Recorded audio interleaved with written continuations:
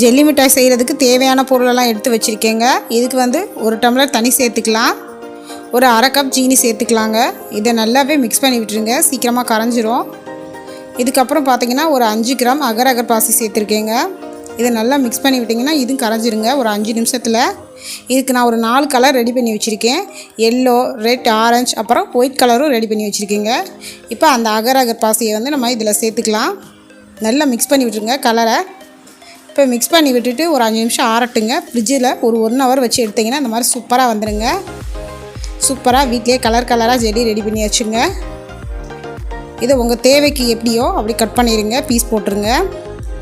சூப்பராக ஹெல்த்தியான ஜெல்லி மிட்டாய் வீட்டிலே ரெடி ஆயிடுச்சுங்க. இதே மாதிரி நீங்களும் செஞ்சு பாருங்கள்.